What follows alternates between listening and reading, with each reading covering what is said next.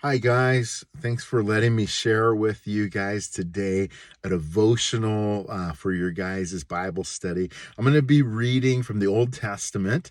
I'm going to be reading specifically from 2 Samuel chapter 23, verses 8 through 12. And we're going to look at three mighty men, and we're going to see that each one of them had these two characteristics that made them mighty men of God. And that was they were faithful and they were fearless. And so I want to just encourage you guys there on your campuses as you guys are studying God's word, gathering to pray and to fellowship and to not only to know God, but to glorify him there on your public school campus. Good for you guys. Keep going.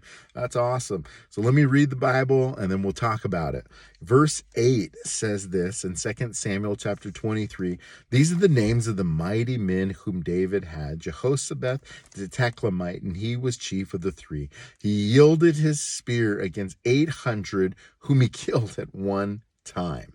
And next to him among the three was Eleazar, the son of Dodo, the son of Ahonai, and he was with David when they defied the Philistines, whom were gathered there for battle, and the men of Israel withdrew. Now, the Philistines at this time were people who were not they were enemies of God's people, the Hebrews. They had occupied the land that God had told the Israelites, the Hebrews, to take that land, and they were to have the whole country, not just a little bit, but all of it. And the Philistines liked the good parts. They were on the coast, and they also liked all the metals, and so they had taken away all the swords of Israel at this time, and so they were at war with Israel. And at this time, only Saul and Jonathan were the ones who wielded swords out of Israel. And so David had a ragtag group that just had a few instruments, a few things. And one of the things they did have was the spears, but they had slingshots as well. And so here, these were the enemies that they were fighting. And his sword, he had gotten this sword here actually, and his hand had clung to the sword, and the Lord brought about a great victory that day. And the men returned after him to strip the slain. So this was number 2, Eleazar, the mighty men of God here. And it says in verse 11, and next to him was Shammah, the son of Agag, the Hararite.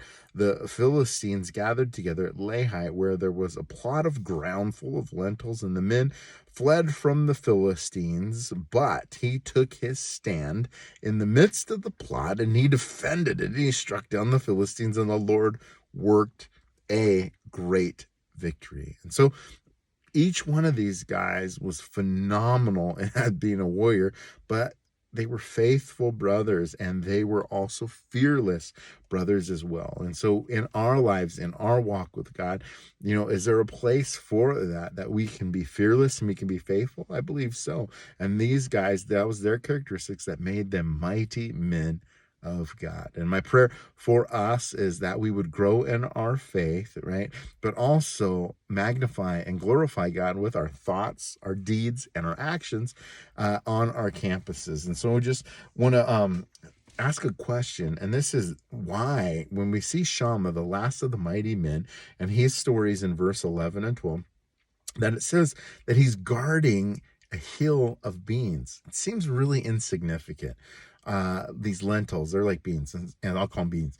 And so why would he risk his life to defend a hill of beans? It seems crazy, right, here. And as I think about how small of beans are, really little, right? But this is where he took his stand. He took his stand on a little tiny bean, took his stand, and he was a faithful brother. And so why risk your life for the hill of beans to defend these beans here? Well, because the land belonged to the Lord, and it was given to Israel to use for God's glory. And Shammah didn't want the Philistines to control what belonged to the Lord. To defend the land meant to honor God and his covenants. He was an ordinary radical here. He was at the right place at the right time, and when everybody was running away, Shammah didn't run away in fear, and he stood strong.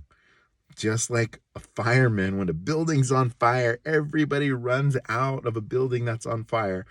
But firemen run back into the burning buildings or burning cars, and they pull out people and they rescue people. They're fearless and they're faithful in that sense. And so Shammah was just like those firemen before firemen were firemen, right? And he did that. Well, he wasn't just guarding a hill of beans in his life, but he was giving God glory.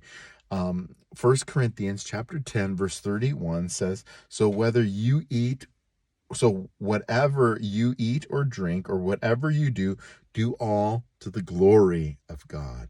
And this is, as believers, as Christ followers, we are to do all to the glory of God. And so I'm so thankful for this opportunity to share and talk to you about being faithful and being fearless. And that's what Shammah did, took his stand for a little thing, because he knew that as he took his stand, that he was honoring God. And so may you in your life, maybe you need to make some stands in your life and not go with the flow, what every other kid is doing and what they're watching, what they're saying, right? But that you get to be different. You get to be what the Bible calls holy and blameless and called out, right? We're distinct and we're different. Not that we're better than anybody, not by any means here, but we act different and we behave differently because we want to honor God with our thoughts, our deeds, and our actions in our lives. So I pray that you'd be encouraged here by Shammah's story, that he took a stand on this hill of beans because he wanted to honor and glorify God. May God bless you, and I hope that you guys have a great week. And thanks again for allowing me this opportunity to share with you. I'm blessed and honored to do that. God bless you guys, and this is Pastor Dave saying that you guys have a great day.